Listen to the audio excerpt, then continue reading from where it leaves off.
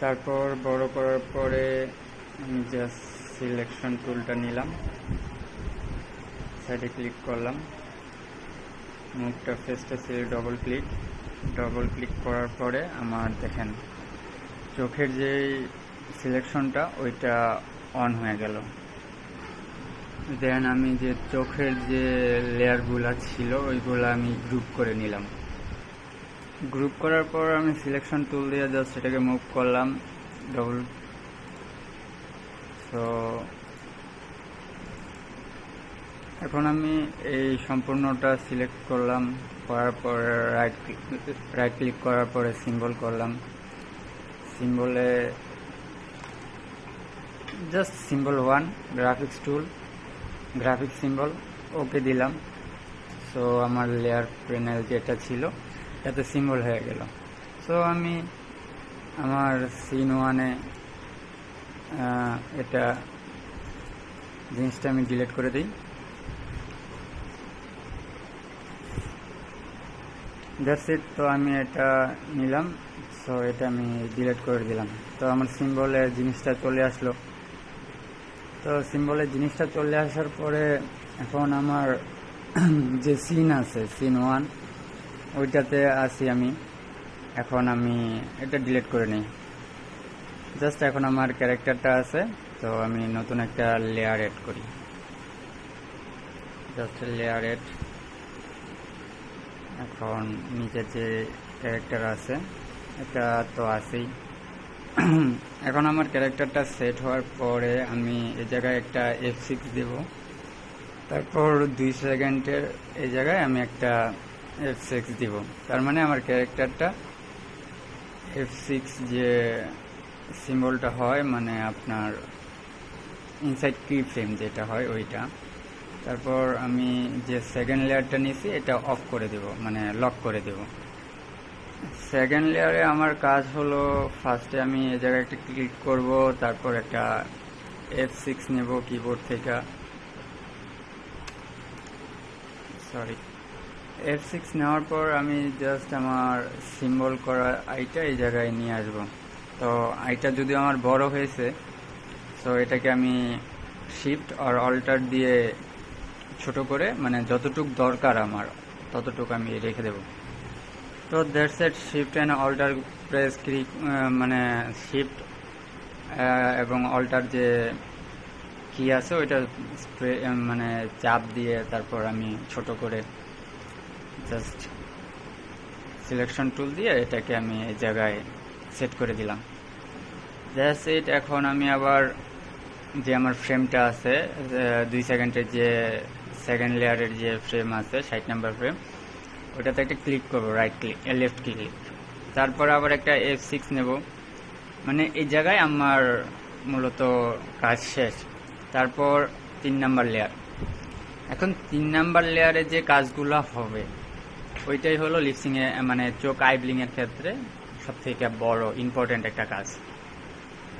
তো ফার্স্টে আমি কত লেয়ারে ফ্রেম নিব বা মানে কত সেকেন্ডে আমি কাজটা করব ওইটার উপর ডিপেন্ড করে। যখন 1 সেকেন্ডের আগে ধরেন আমি 20 ফ্রেমে আমি চোখটা বন্ধ করতে চাই, 20 ফ্রেম, তো এই জায়গায় যাব।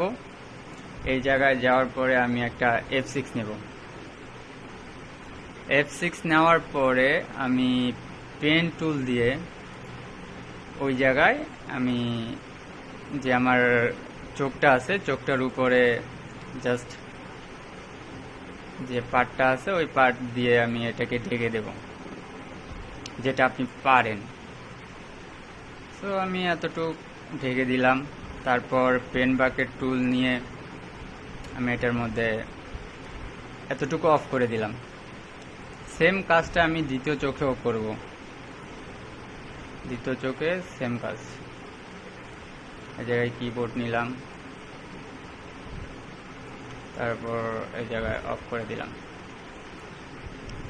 তারপর সেম পেন বাকেট টুল দিয়ে আমি এটা অফ করে দিলাম। তো এখন আমার আরেকটু দূরে, আপনার 5 ফ্রেম বা 10 ফ্রেম দূরে আমি আবার আরেকটু চোখ অফ করব।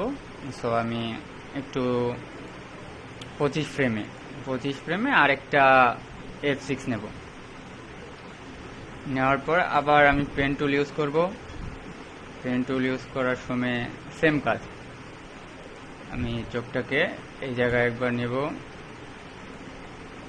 এই জায়গায় নেব, এই জায়গায় আর এই জায়গায়, জাস্ট আমি এটা অফ করে দেব। তারপর আবার সেম কাজটা এই জায়গায় করব।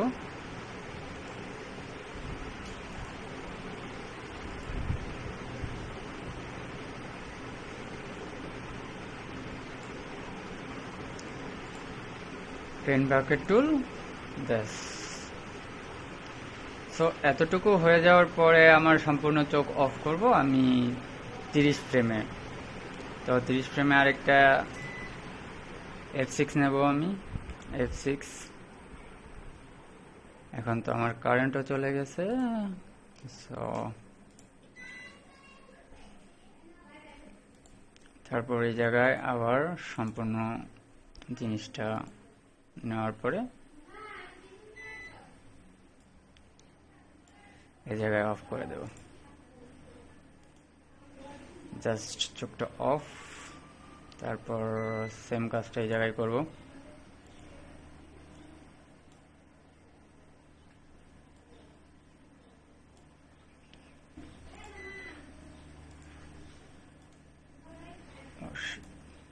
হ্যাঁ, তো হয়ে গেছে আমার, এতটুক হয়ে গেছে, মানে যতটুক আমার চোখ অফ করা লাগবে।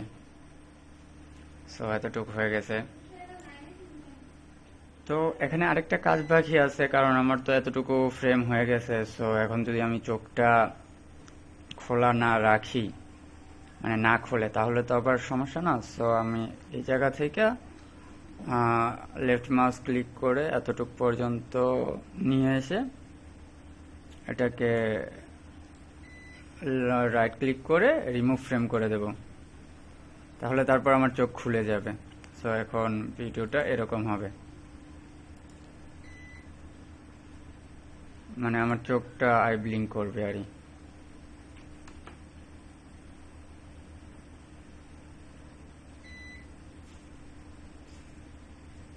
সো এতটুকু আপনি বুঝতে পারছেন কিনা জানাবেন।